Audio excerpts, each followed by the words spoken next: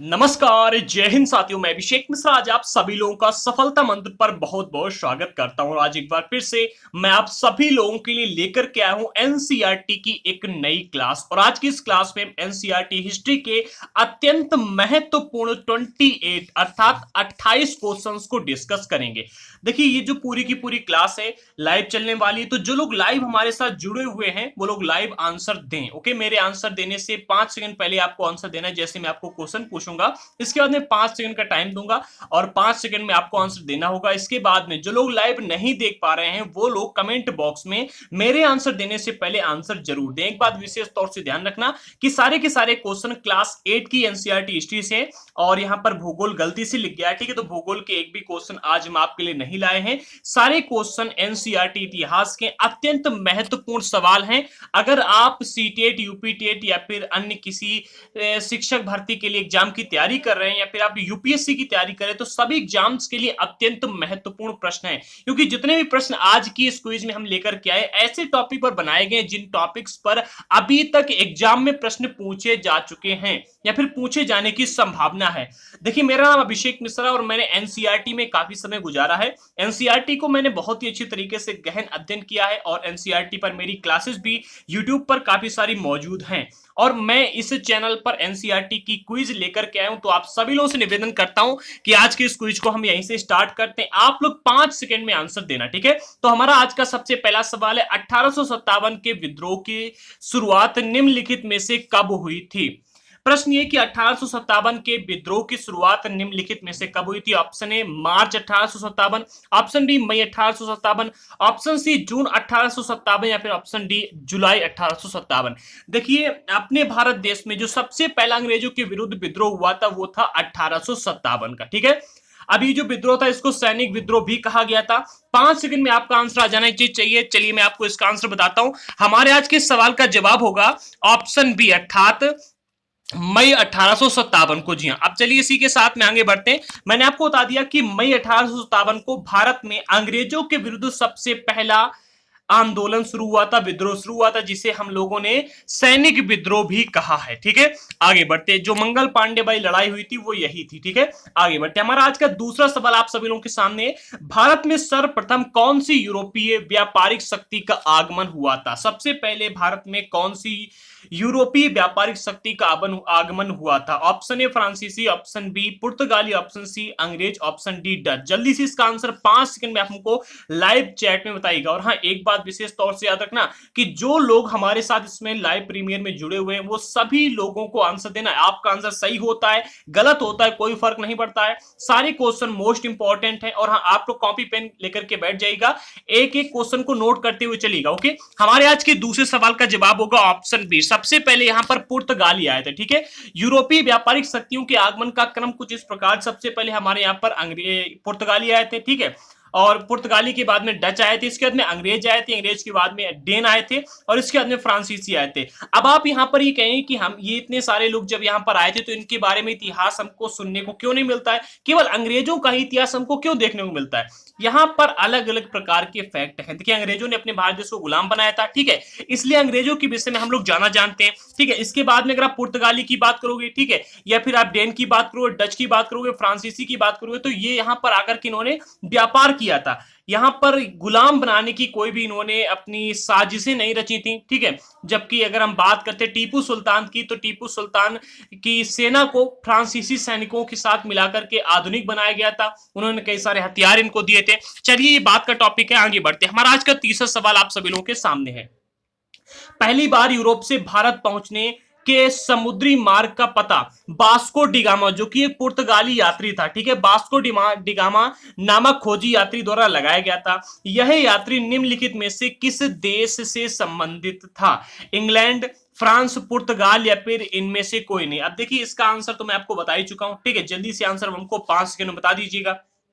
आपका आंसर आना बहुत ही जरूरी है, ठीक है। और जितने भी लोग हमारे साथ जुड़े हुए हैं सभी लोग वीडियो को लाइक जरूर करना, ठीक है। अगर अच्छी लगती है तो क्लास तो लाइक जरूर करना, और अगर उससे भी ज्यादा अच्छी लगती है तो शेयर कर देना, ठीक है। इससे पहले एक क्लास हम आपके लिए एनसीईआरटी की लाए थे, ये हमारी इस चैनल पर दूसरी क्लास है। आगे बढ़ते, हमारे आज के सवाल का जवाब होगा ऑप्शन सी अर्थात पुर्तगाल, ठीक है। वास्को डी गामा एक पुर्तगाली यात्री था, ठीक है, तो यहां पर खोजी यात्री और होना चाहिए, पुर्तगाली खोजी यात्री था। इसने 1498 में, कब, 1498 में, ठीक है, याद कर लीजिएगा, 1498 में पहली बार यूरोप से भारत पहुंचने का समुद्री मार्ग खोजा था। आगे बढ़ते, हमारा आज का चौथा सवाल आप सभी लोगों के सामने, ईस्ट इंडिया कंपनी को पूरब से व्यापार करने का एकाधिकार कब प्राप्त हुआ? जिन लोगों को क्लास 6 से लेकर के 12th तक के एनसीईआरटी हिस्ट्री के नोट्स लेने हैं, एडवांस नोट्स लेने हैं, वो लोग अभी के भी सफलता मंत्र ऐप को डाउनलोड करें। ऐप की लिंक हमने डिस्क्रिप्शन बॉक्स में दे दी है। सफलता मंत्र ऐप पर आपको सारे के सारे नोट्स, कंप्लीट नोट्स मिल जाएंगे। अभी तक जितने भी नोट्स आपको ऑनलाइन या फिर ऑफलाइन एनसीईआरटी के मिलते हैं, उन सभी से एडवांस नोट्स हैं वो, ओके।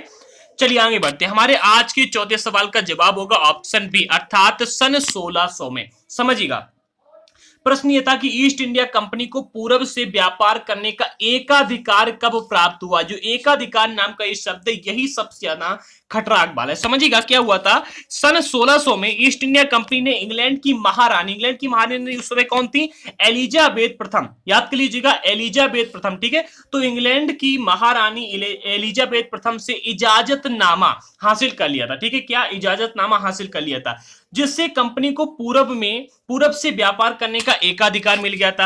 अब देखिए यहां पर जो ये इजाजतनामा इनको मिला था, ठीक है, इसमें साफ तौर से ये कहा गया था, इसका जो पूरा पावर थी इजाजतनामा की वो इतनी थी कि इंग्लैंड की कोई और व्यापारी कंपनी पूरब में आकर के इस ईस्ट इंडिया कंपनी के साथ में होड़ नहीं कर सकती। मान लीजिएगा कि अपने भारत देश में टाटा कंपनी क्या करती कि उत्तर प्रदेश में पूरा अपना एक एकाधिकार प्राप्त कर लेती कि उत्तर प्रदेश में जितनी भी कारें बिचेंगी वो सारी की सारी टाटा कंपनी की ही होंगी।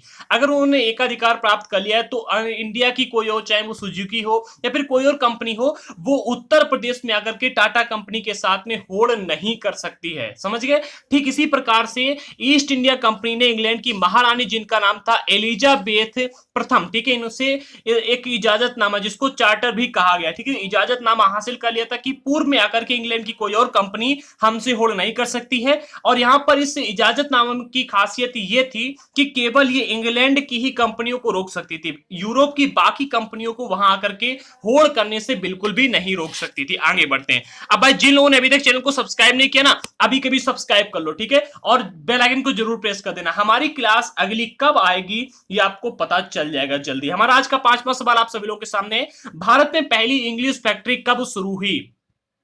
सारे के सारे सवाल क्लास 8 की एनसीईआरटी हिस्ट्री से हैं, तो जल्दी से इसका आंसर बताइए कि भारत में पहली इंग्लिश फैक्ट्री कब शुरू हुई? सन 1700 में, सन 1651 में, सन 1750 में, या फिर सन 1650 में? जल्दी से इसका आंसर हमको लाइव चैट में दीजिएगा कि भारत में पहली इंग्लिश फैक्ट्री कब शुरू हुई थी। 5 सेकंड का आपके पास में टाइम है। चलिए मैं आपको इसका आंसर बताता हूं। इसका आंसर होगा ऑप्शन बी, अर्थात सन 1651 में। अब याद कर लीजिएगा, भारत में पहली इंग्लिश फैक्ट्री सन 1651 में हुगली नदी, कहां पर, हुगली नदी के किनारे शुरू हुई थी। कंपनी के व्यापारी यहीं से अपना काम चलाते थे। इन व्यापारियों को उसमें फैक्टर कहा जाता था। अब अगर आपसे प्रश्न पूछा जाए कि जब भारत में पहली इंग्लिश फैक्ट्री शुरू हुई थी तो उस समय इन व्यापारियों को क्या कहा जाता, अंग्रेज व्यापारियों को क्या कहा जाता था, ठीक है, तो उस समय अंग्रेज व्यापारियों को फैक्टर कहा जाता था, ठीक है।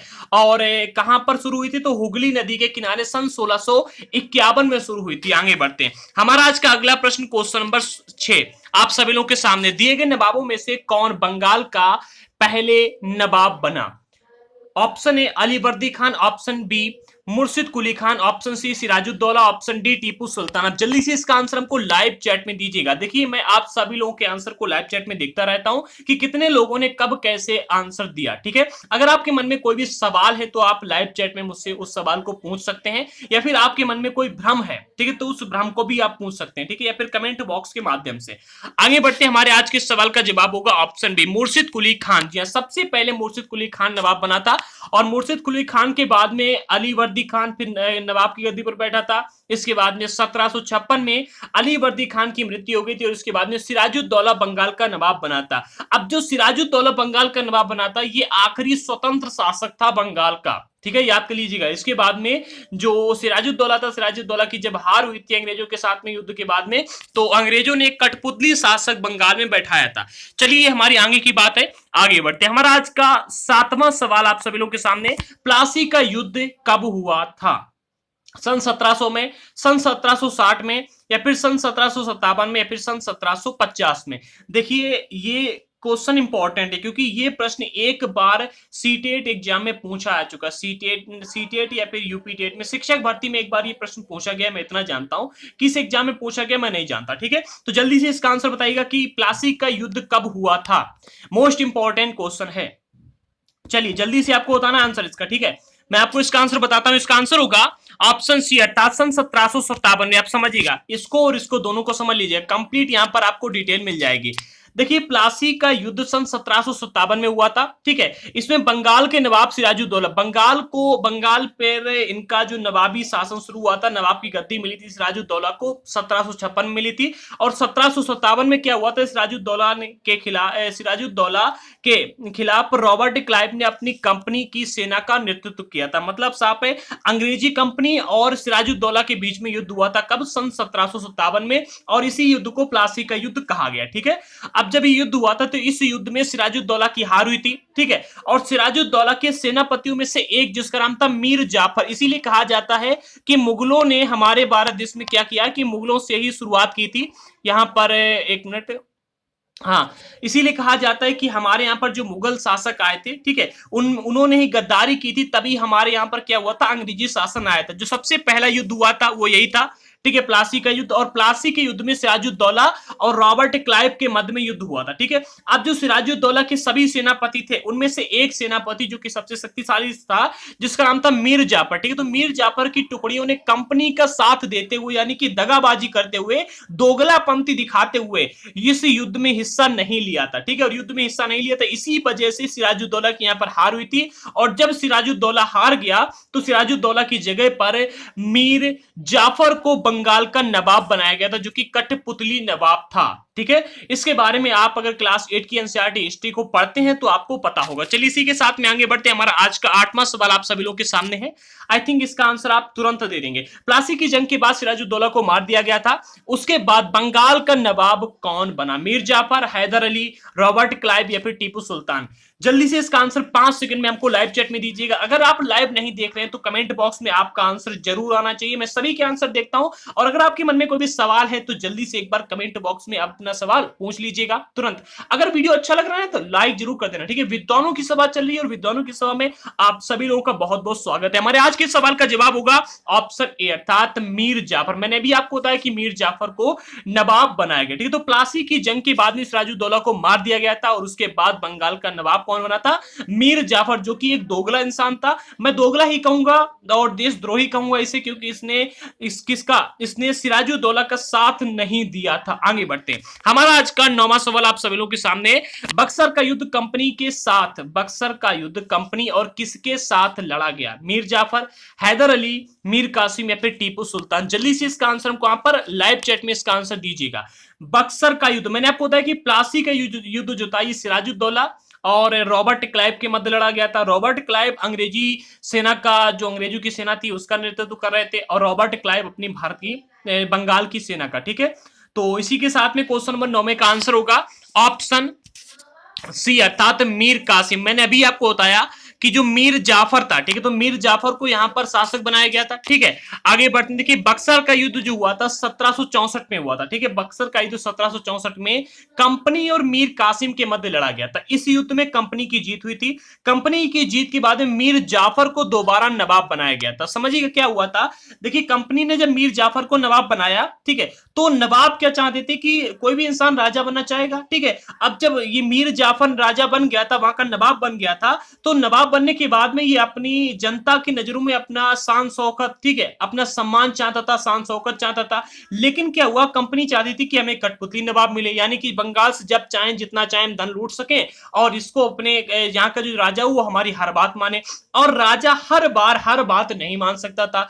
तो जब मीर जाफर ने आनाकानी की तो मीर जाफर को हटा करके किसे, मीर कासिम को यहां पर नवाब बनाया गया। और जब मीर कासिम ने आनाकानी की तब बक्सर का युद्ध हुआ 1764 में। और बक्सर के युद्ध युद्ध के बाद में मीर जाफर को दोबारा नवाब बना दिया गया। इस युद्ध के बाद में नवाब को हर महीने 5 लाख रुपए कंपनी को चुकाना तय कर दिया गया था। आगे बढ़ते, हमारा आज का 10वां सवाल आप सभी लोगों के सामने, मैसूर रियासत से कंपनी निम्न में से क्या चीजें खरीदती थी? मैसूर रियासत जो ये टीपू सुल्तान की रियासत थी, ठीक है। अब टीपू सुल्तान की रियासत से कंपनी क्या चीजें खरीदती थी? काली मिर्च, रेशम वस्त्र, नील, या फिर इनमें से कोई नहीं? जल्दी से इसका आंसर 5 सेकंड में दीजिएगा। भाई देखिए, जो तेज तर्राक हैं, जो पढ़े लिखे हैं, जो विद्वान है, वो सभी आंसर दे रहे हैं और आखिरी तक हमारे साथ हैं, ठीक है। और जो भाई पढ़े लिखे नहीं है, जो आंसर, देखिए पढ़े लिखे नहीं, मैं ये नहीं कह सकता हूं, ठीक है, क्योंकि जो पढ़ा लिखा नहीं होगा वो हमारी क्लास को ज्वाइन ही नहीं करेगा, आएगा चला जाएगा, ठीक है। जो लोग विद्वान है वो सभी आंसर दे रहे हैं, जो नहीं है वो लोग विद्वान बनो, आंसर दो, ठीक है।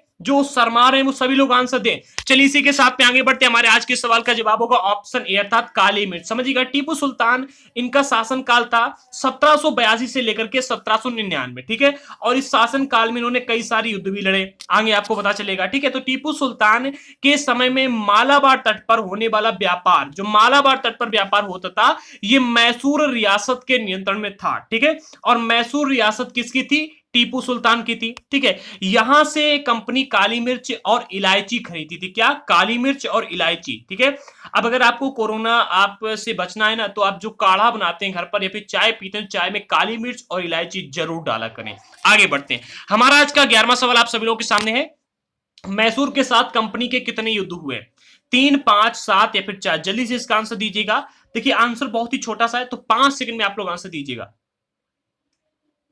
चलिए मैं आपको इसका आंसर बताता हूं। इसका आंसर होगा ऑप्शन डी अर्थात 4। जी हां, मैसूर के साथ में कंपनी के कुल मिलाकर के 4 युद्ध हुए थे। प्रथम आंग्ल मैसूर युद्ध हुआ था 1767 में, ठीक है। और ये युद्ध चला था 1769 तक, यानी कि 1767 से लेकर के और 69 तक युद्ध पूरा चला था, ठीक है।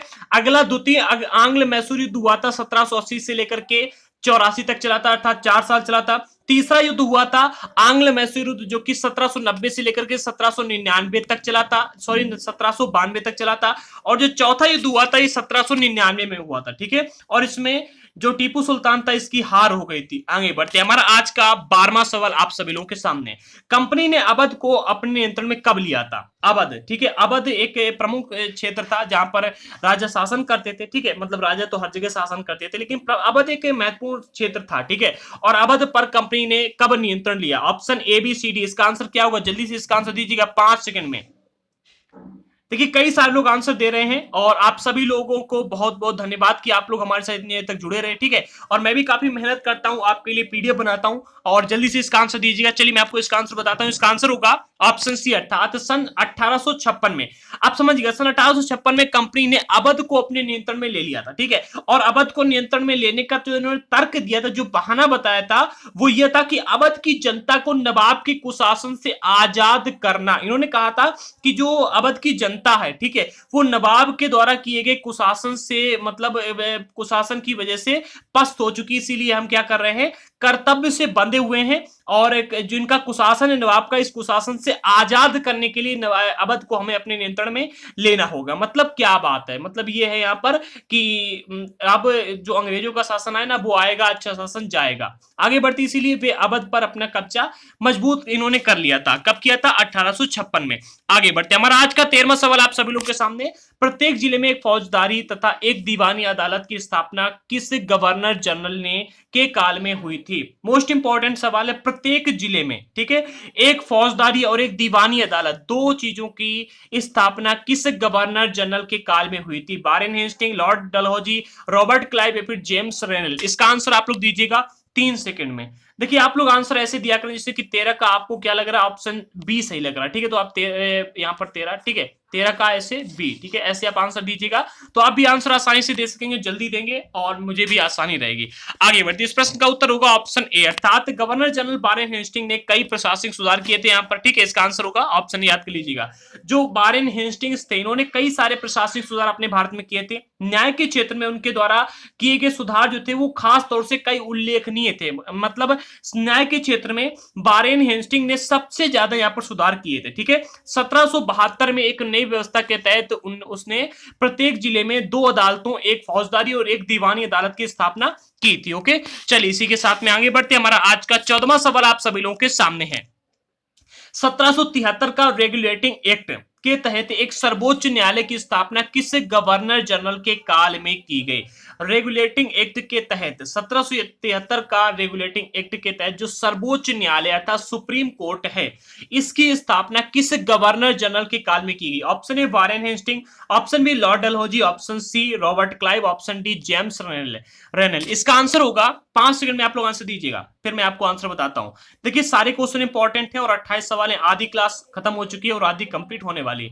जिन लोगों को एनसीईआरटी के नोट्स लेने क्लास 6 से लेकर 12 तक, वो लोग अभी के भी सफलता मंत्र ऐप को डाउनलोड करें। नोट्स की और ऐप की लिंक हमने डिस्क्रिप्शन बॉक्स में दे दी है, आप अभी के भी डाउनलोड करके बाय कर सकते हैं। ठीक है, अगर आप ऐप पर नोट्स बाय करते हैं, परचेज करते हैं, तो वो आपके लाइफ टाइम के लिए आप ही हो जाएंगे, आपको दोबारा नोट्स बाय नहीं करने होंगे। आगे बढ़ते हैं, हमारे आज के सवाल का जवाब होगा ऑप्शन ए अर्थात वारेन हेस्टिंग। मैंने अभी आपको बताया कि वारेन हेस्टिंग ने न्याय के क्षेत्र में काफी सारे सुधार किए थे, ठीक है, और उनमें से ही एक ये सुधार था। आप समझ गए इसके विषय में। 1773 में रेगुलेटिंग एक्ट के तहत एक सर्वोच्च न्यायालय की स्थापना 1774 में की गई थी। ठीक है, इसकी स्थापना गवर्नर जनरल वारेन हेस्टिंग के काल में की गई थी। ठीक है, यहां पर काल होगा कल, ठीक है, यहां पर काल में की गई थी। इसके अलावा कलकत्ता में अपीली अदालत, सदर निजाम अदालत की भी स्थापना वारेन हेस्टिंग के काल में ही की गई थी। ठीक है, आगे बढ़ते हैं। हमारा आज का 15वां सवाल आप सभी लोगों के सामने, किस अंग्रेज गवर्नर को इंग्लैंड लौटने के बाद ब्रिटिश संसद में भ्रष्टाचार के आरोप में सफाई देनी पड़ी थी?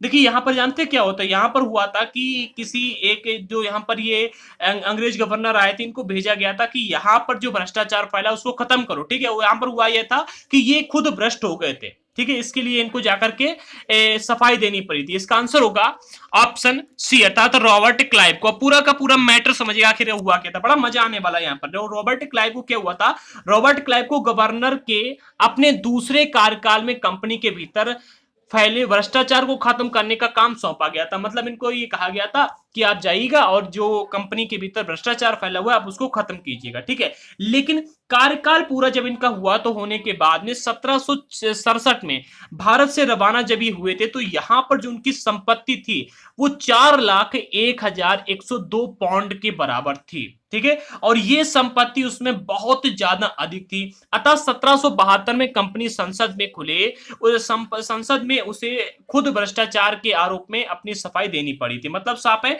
आप लोग समझ सकते ना। मतलब यहां पर पुलिस आई थी कि भाई चोरी कम कीजिए और पुलिस खुद चोर बन गई। मतलब वो बात होगी ना कि बिल्ली को बैठा दिया दूध की मलाई रखाने के लिए। भाई अगर चोर को आप बैठाओगे चोरी बचाने के लिए तो चोर तो चोरी उसे कर ही लेगा। ऐसा यहां पर हुआ था। ठीक है, अब उस मामले के बाद में जो इनको बरी तो कर दिया गया था, लेकिन 1774 में उन्होंने आत्महत्या कर ली। आत्महत्या क्यों की, ये बात अभी तक राज है। ठीक है, आगे बढ़ते हैं। हमारा आज का 16वां सवाल आप सभी लोगों के सामने, इसका आंसर सभी लोगों को देना है। किस अंग्रेज गवर्नर पर इंग्लैंड लौटने के बाद ब्रिटिश संसद में महाभियोग का मुकदमा चला?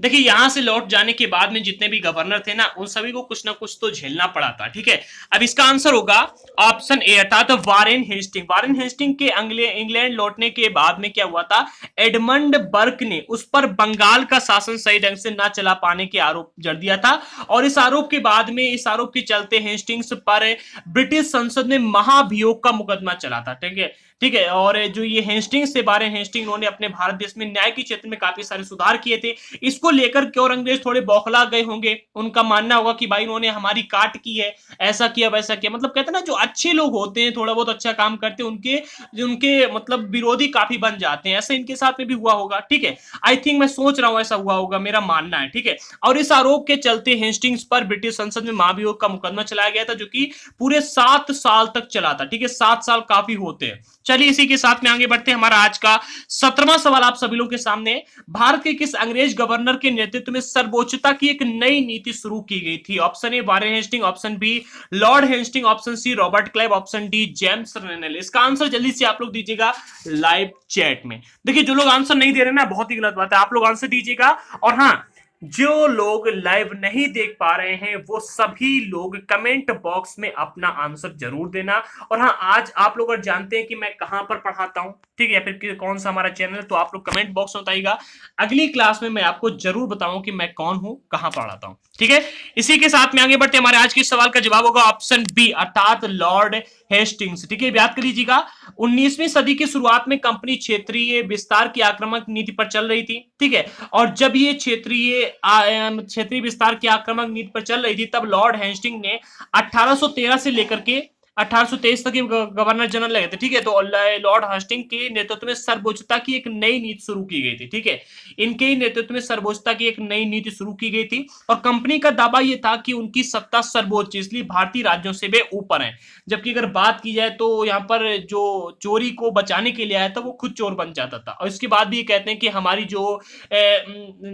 जो कंपनी है, ठीक है, हम इन सभी से ऊपर हैं, ठीक है। इनका दावा था कि इनकी जो सत्ता है सर्वोच्च है। ऐसा कैसे हो सकता है? देखिए एक बात बताएं आपको, जब हमारे भारत देश में मुगल शासक आए थे, ठीक है, तो मुगल शासक के आने से पहले हमारी जो संस्कृति थी वो पूरी मजबूत थी। हमारे यहाँ पर जो शासन होता था, जो हिंदू शासक थे वो बहुत ही अच्छे ढंग से शासन करते थे, ठीक है। जनता पूरी तरीके से खुश थी, जातिवाद थोड़ा सा था, इसके अलावा वहां की सब जनता खुश थी। और जब यहाँ पर मुगल आए तो मुगल शासकों के बाद में काफी लूटपाट हुई और लूटपाट होने के बाद में यहाँ पर काफी अफरा तफरी मची रही थी। इसके बाद में जो शासन काल चला है ना, वो इतना मतलब धीरे धीरे गलत होता गया कि अंग्रेजी काल में आते आते जो जनता थी वो पूरी अभद्र बन चुकी थी, ठीक है। जनता अभद्र बन चुकी थी और यहाँ के जो शासक थे वो भी कुछ नहीं कर पा रहे थे। इसी वजह से अंग्रेज जो आए थे तो अंग्रेजों का मानना यह था कि उनकी जो सत्ता है वो सर्वोच्च है, ठीक है। यही कारण था इनके मानने का। आगे बढ़ते हैं।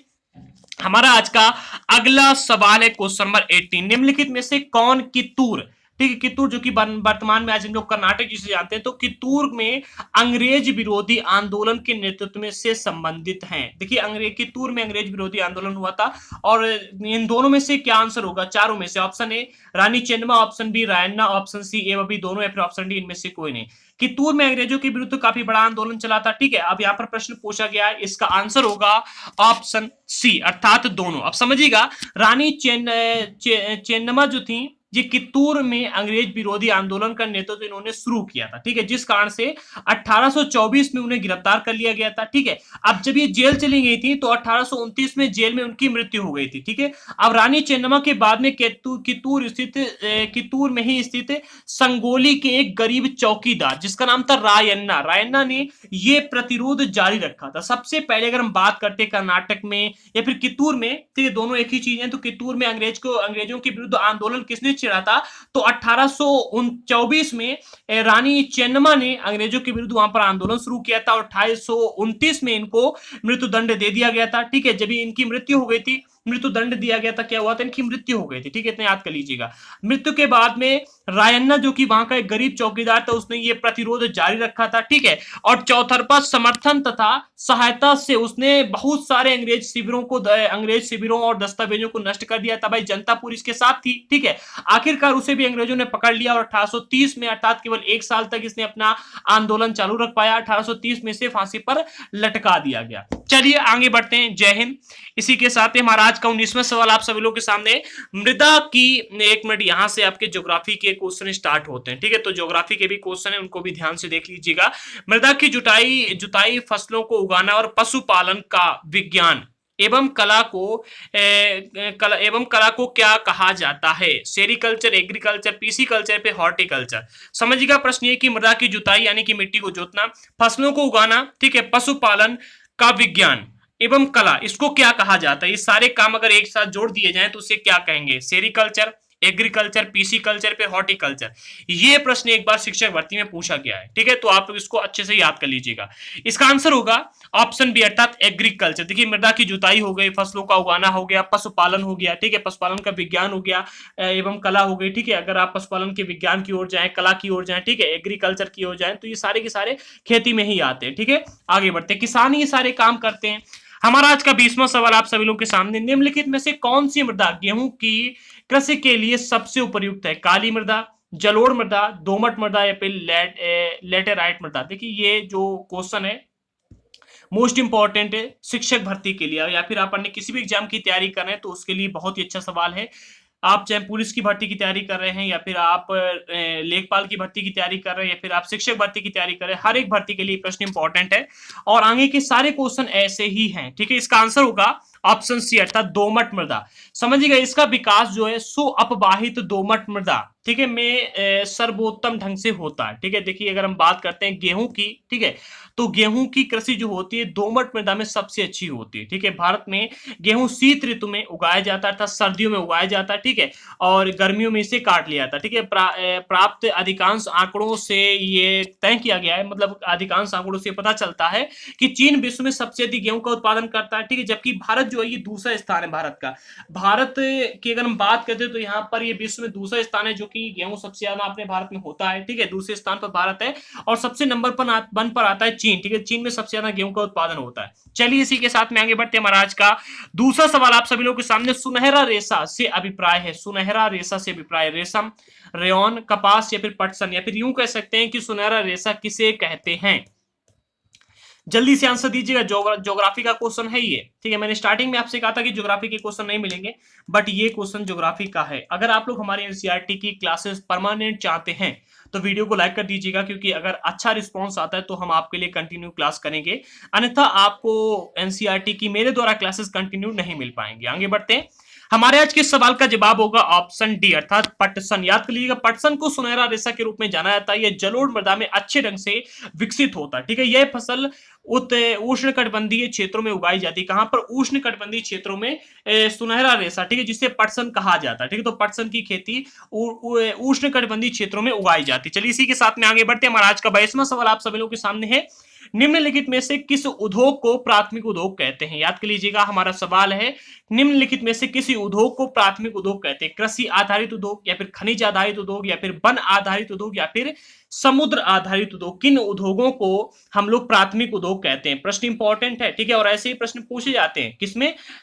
एग्जाम में। ठीक है, तो हमारे आज के सवाल का जवाब होगा ऑप्शन बी अर्थात खनिज आधारित उद्योग। याद करिए, खनिज आधारित उद्योग को प्राथमिक उद्योग कहते हैं, जिसमें खनिज अयस्क का उपयोग कच्चे माल के रूप में किया जाता है। ठीक है, आगे बढ़ते हैं। हमारे आज का अगला सवाल क्वेश्चन नंबर 23। निम्नलिखित में से कौन सा फिर कौन से कारक उद्योगों की अवस्थिति निर्धारित करते हैं? उद्योग जो है कैसा है, उद्योग की अवस्थिति क्या है, इसको निर्धारित करने वाले कारक कौन कौन से हैं? ऑप्शन ए कच्चे माल की उपलब्धता, ऑप्शन बी श्रम, ऑप्शन सी पूंजी, ऑप्शन डी उपरोक्त सभी। जल्दी से इसका आंसर दीजिएगा, 5 सेकंड में आपको आंसर देना है कि निम्नलिखित में से कौन सा फिर कौन से कारक उद्योगों की अवस्थिति निर्धारित करते हैं। जल्दी से इसका आंसर आपको देना है, केवल 5 सेकंड में। ओके, चलिए मैं आपको इसका आंसर बताता हूं।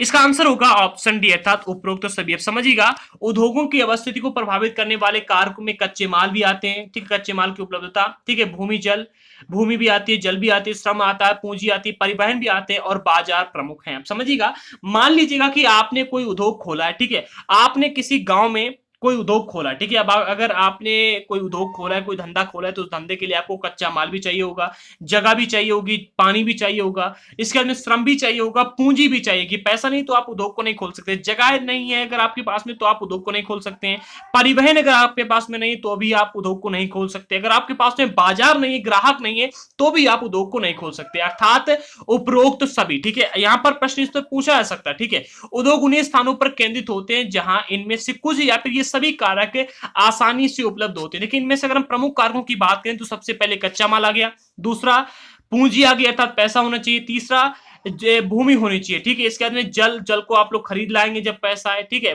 कच्चे माल की उपलब्धता होनी चाहिए, परिवहन भी आप इसका इंतजाम कर लेंगे, बाजार आप ऑनलाइन बेच लेंगे, लेकिन पैसा आपके पास में होना चाहिए, कच्चा माल होना चाहिए, जगह होनी चाहिए। ठीक है, और जल भी आप इंतजाम कर ही लेंगे। ठीक है, आगे बढ़ते हैं। हमारा आज का अगला सवाल क्वेश्चन नंबर 24। भोपाल औद्योगिक दुर्घटना कब घटित हुई थी? ये अभी तक की सबसे त्रासपूर्ण औद्योगिक दुर्घटना है, सबसे अभी तक की सबसे बड़ी औद्योगिक दुर्घटनाएं भारत में होने वाली। ओके, तो हमारा आज का ये 24वां सवाल है और इसका आंसर होगा ऑप्शन ए अर्थात दिसंबर 1984 को। अब समझिएगा, देखिए भोपाल में 3 दिसंबर 1984 को लगभग 12:30 बजे, ठीक है, ये जो आपका 0:30 टाइम होता है, 12:30 बजे का होता है। ठीक है, तो 12:30 बजे घटित हुई थी और ये अब तक की सबसे त्रासपूर्ण औद्योगिक दुर्घटना है। ठीक है, यह एक प्रौद्योगिकी दुर्घटना थी जिसमें यूनियन कार्बाइड के कीटनाशी हैं, ये कारखाने में हाइड्रोजन साइनाइड तथा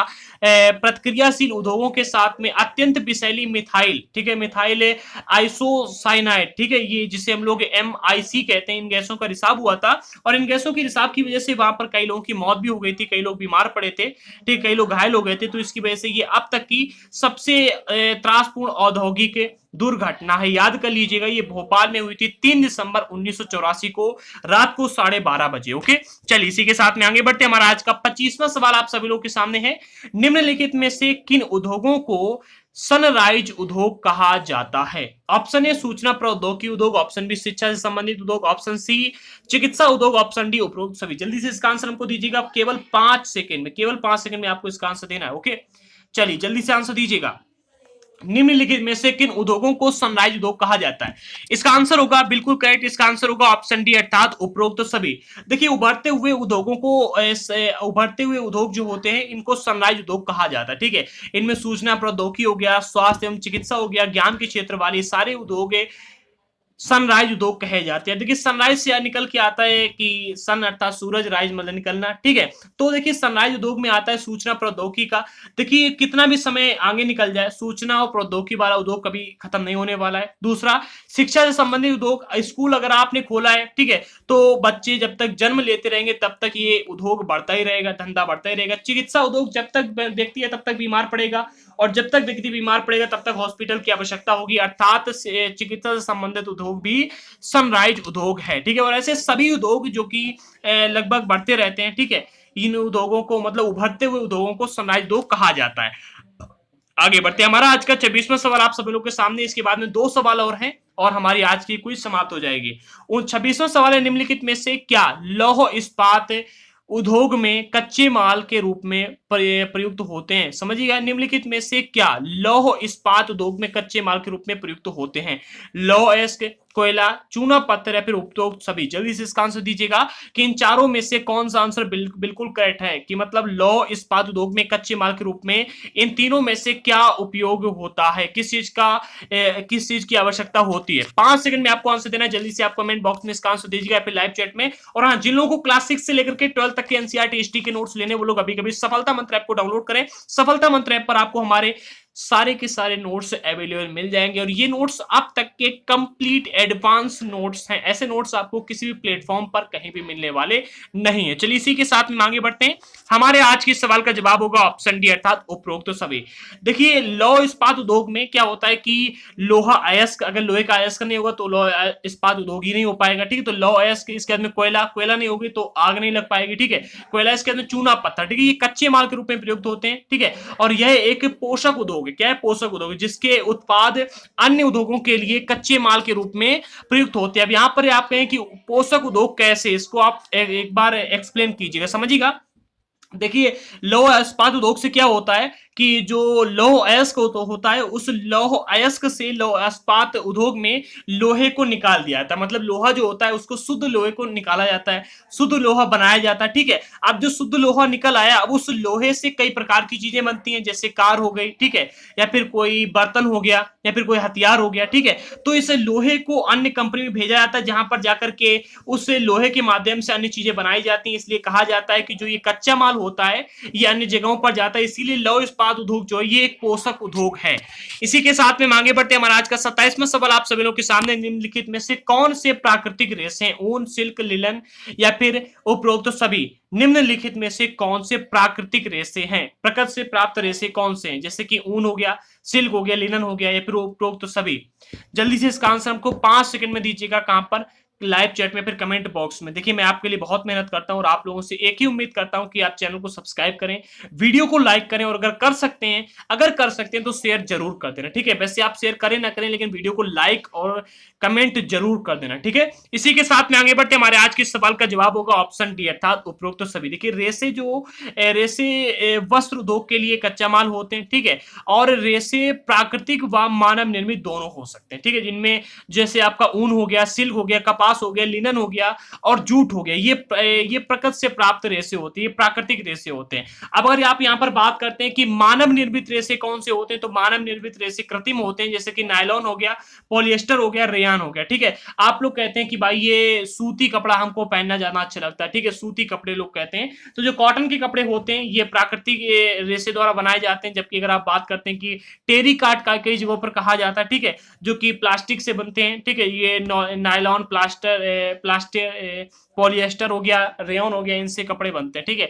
तो जो सूती कपड़े होते हैं अर्थात जो कॉटन कपड़े होते हैं वो ज्यादा पहनते लोग हैं, वो अच्छे भी रहते हैं, ठीक है। तो अगर आपसे पूछा है कि प्राकृतिक रेशे इनमें से क्या है, तो प्राकृतिक रेशे में आते हैं ऊन, सिल्क, कपास, लिनन और जूट, ठीक है। आगे बढ़ते हैं। हमारा आज का 28वां सवाल और अंतिम सवाल है, देश का प्रथम वस्त्र उद्योग कहां पर स्थापित किया गया था? मोस्ट इंपॉर्टेंट सवाल है और ये प्रश्न आपके एग्जाम में जरूर पूछा जाएगा। जी हाँ, आप किसी भी एग्जाम की तैयारी कर रहे हैं ये प्रश्न इंपॉर्टेंट है, ये प्रश्न पूछा जा सकता है। और अगर आपको हमारी क्लास अच्छी लगी है तो ये लास्ट क्वेश्चन है, कमेंट बॉक्स में जरूर बताना, ठीक है। और अगर आपको लगता है कि हाँ मैंने आपके लिए मेहनत किया है तो वीडियो को लाइक जरूर करना, ठीक है। हमारे आज के सवाल का जवाब होगा ऑप्शन सी अर्थात कोलकाता में। आप समझ लीजिएगा, देश में प्रथम वस्त्र उद्योग सन 1818 ईस्वी में कलकत्ता के समीप फोर्ट ग्लोस्टर में स्थापित हुआ था। कहां पर? फोर्ट ग्लोस्टर में स्थापित हुआ था, ठीक है। अब जो ये उद्योग था, लेकिन ये उद्योग कुछ समय बाद बंद हो गया था, क्योंकि यहाँ पर ना तो कच्चे माल की उपलब्धता हो पाई थी, नहीं मशीनें आ पाई थी, और ना ही यहाँ पर जो श्रमिक थे वो भी अधिक मात्रा में काम कर पाए थे, ठीक है। देश की पहली अगर हम ये बात करते हैं, देखिए यहाँ पर दो प्रकार के प्रश्न बनते हैं।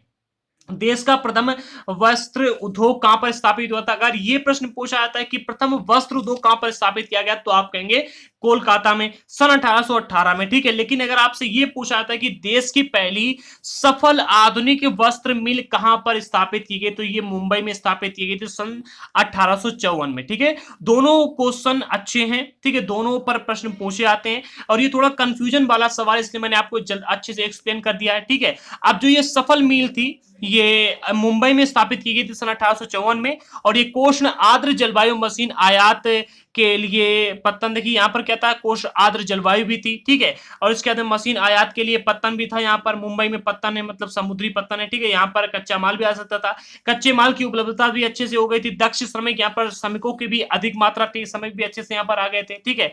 एक मूवी भी बनी है शायद, क्या कहते हैं उसे, है 420, ठीक है, 420 करके कुछ मूवी बनी है जो कि बहुत ही पुरानी है, उसके डायलॉग काफी आज यूट्यूब पर फेमस है, कई लोग उसे स्टेटस के रूप में लगाते हैं, ठीक है। तो 420 वाली मूवी मैंने देखी नहीं पूरी, लेकिन उसके डायलॉग देखे, उसमें बताया गया कि मुंबई में किस प्रकार से उस समय मारा मारी थी काम को लेकर के, ठीक है। और इस प्रदेश में इस उद्योग को, इस उद्योग के द्रुत फैलाव में सहायक रहे थे। जो ये काम थे, श्रमिक भी यहाँ पर अच्छी मात्रा में थे, कच्चे माल की उपलब्धता भी थी, पत्तन भी था, आर्द्र जलवायु भी थी, मशीनों के आयात भी हो गए थे, ठीक है। इसी वजह से ये उद्योग चल पाया था, ठीक है। और जो कोलकाता में नहीं चल पाया था उसके कारण यही थे कि इन सारी चीजों की उपलब्धता वहां पर नहीं थी। दोनों में फर्क बस इतना है कि कोलकाता में जो ये उद्योग खोला गया था ये प्रथम वस्त्र उद्योग है, ठीक है, और ये 1818 में खोला गया, और ये जो मुंबई में खोला गया ये सफल मिल है, ठीक है, ये सफल उद्योग है आधुनिक वस्त्र की, ठीक है, ये 1854 में खोली गई थी। तो आज इसी के साथ में हमारी क्विज यहीं पर समाप्त होती है, ठीक है। अगर आपको हमारी क्विज अच्छी लगी है तो वीडियो को लाइक करना, शेयर करना, कमेंट बॉक्स में बताना कि सबसे अच्छा क्वेश्चन आपको कौन सा लगा, ठीक है। और अगर आपने सभी क्वेश्चन के आंसर दिए हैं तो बहुत ही अच्छी बात है। इसी प्रकार से अगली क्विज आप बताइएगा कि कब लाई जाए, अगली क्लास कब लाई, जल्दी लाएंगे, प्रयास करेंगे। अगर आप इसमें लाइक अधिक लाते हैं, अधिक व्यूज आते हैं तो हम जल्दी क्लास आपके लिए लाएंगे, ठीक है। तो मिलते हैं अगले वीडियो के साथ में, तब तक के लिए जय हिंद साथियों।